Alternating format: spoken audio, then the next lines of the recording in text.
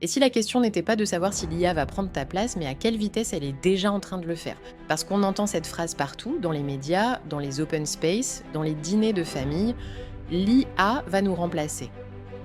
Certains te disent donc que c'est une panique infondée, que la technologie a toujours créé plus d'emplois qu'elle n'en a détruit.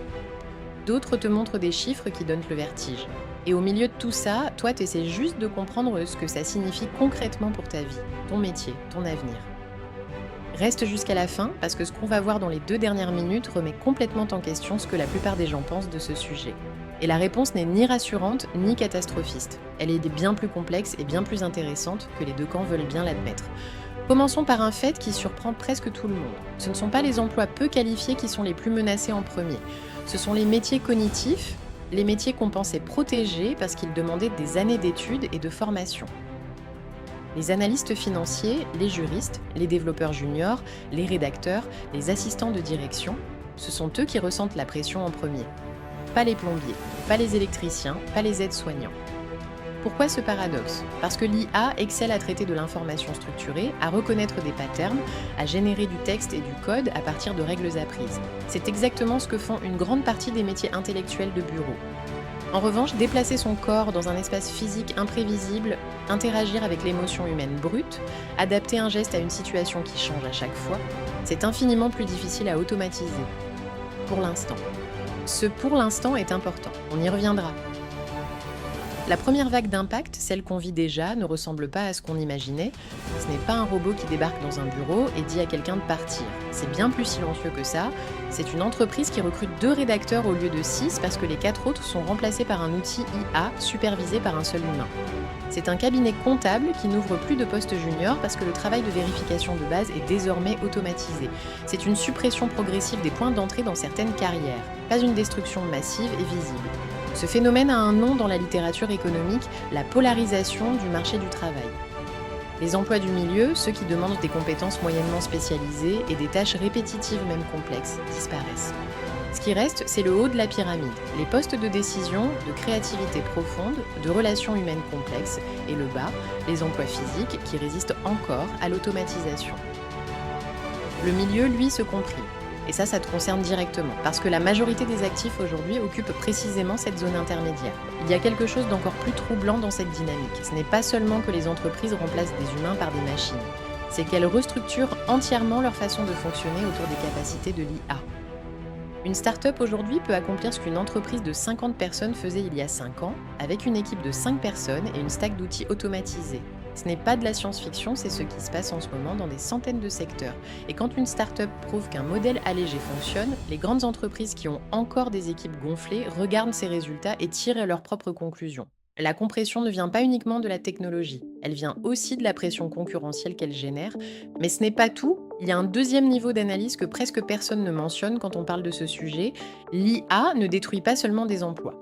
Elle transforme la valeur de certaines compétences humaines de manière radicale. Prenons un exemple concret.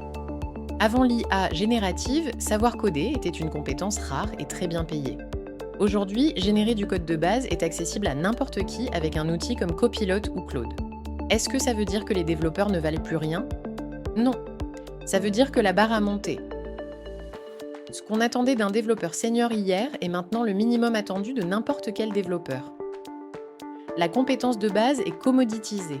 Ce qui prend de la valeur, c'est ce que l'IA ne peut pas faire seule. Comprendre un besoin flou, arbitrer entre des contraintes contradictoires, prendre une décision en situation d'incertitude.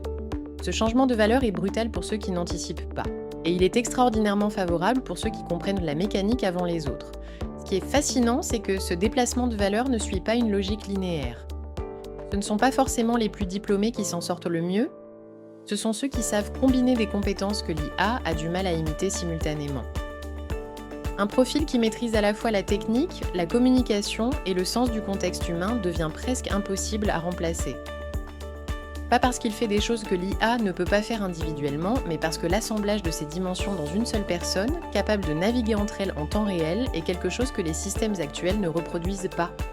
La spécialisation étroite, longtemps vue comme un avantage, devient paradoxalement une fragilité.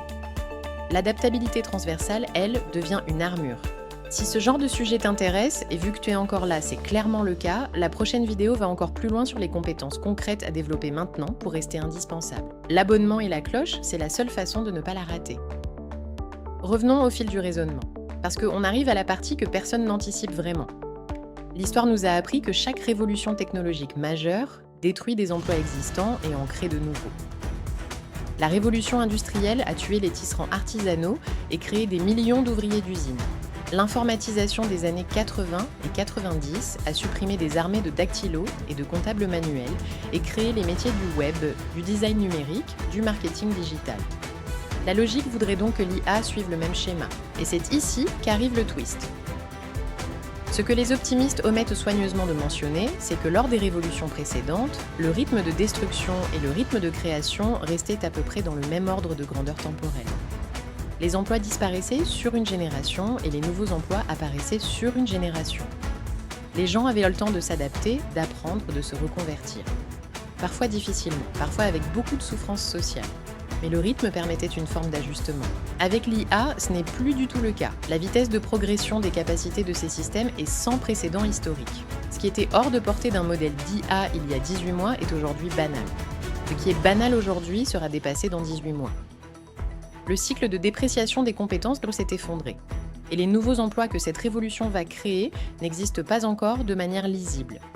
On sait qu'ils viendront, mais on ne sait pas quand, ni pour qui, ni dans combien de temps par rapport à la destruction en cours. C'est ça le vrai risque. Pas la suppression totale du travail humain, mais un écart de vitesse entre la destruction et la création qui laisse des millions de personnes dans une zone de transition sans filet visible. Et ça te concerne directement. Parce que si tu attends que le problème soit évident pour agir, tu seras déjà dans cet écart. Il y a une autre dimension que peu de gens intègrent dans cette réflexion, la question de la responsabilité. Quand une IA prend une mauvaise décision médicale, juridique ou financière, qui est responsable? Le médecin qui a validé sans vraiment vérifier? L'éditeur du logiciel? L'entreprise qui l'a déployé? Cette question n'est pas résolue. Et tant qu'elle ne l'est pas, il existe une raison structurelle de maintenir un humain dans la boucle sur toutes les décisions à fort enjeu. Pas parce que l'humain est plus compétent que la machine sur le plan technique, mais parce qu'il est le seul à pouvoir être tenu légalement et moralement responsable. La responsabilité, dans un sens très pragmatique, est l'une des dernières de forteresses du travail humain que l'IA ne peut pas occuper seule. Du moins pas encore. La vraie question n'est donc pas « est-ce que l'IA va me remplacer ?» La vraie question est « est-ce que je me positionne du bon côté de cette transformation avant qu'il soit trop tard ?» Et pour y répondre honnêtement, il faut regarder son propre métier avec une lucidité froide. Quelle tâche dans ce que tu fais chaque jour pourrait être réalisée par un système automatisé dans les 5 prochaines années? Et quelle tâche nécessite quelque chose que l'IA ne peut structurellement pas reproduire? Le jugement humain, l'empathie contextuelle, la responsabilité assumée d'une décision, la confiance interpersonnelle. La réponse à cette question vaut bien plus que n'importe quel titre ou n'importe quelle certification. Ce que les données montrent, c'est que les individus qui s'en sortent le mieux dans les périodes de transition technologique ne sont pas ceux qui résistent au changement, ni ceux qui adoptent aveuglément chaque nouvel outil.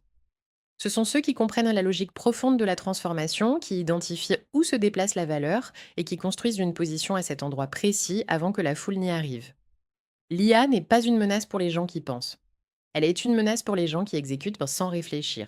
Et si tu es encore là à écouter cette vidéo jusqu'à ce point, tu n'appartiens clairement pas à la deuxième catégorie. Alors voilà la question qui mérite vraiment d'être posée, celle qui n'a pas de réponse simple, celle sur laquelle les meilleurs économistes du monde ne sont pas d'accord.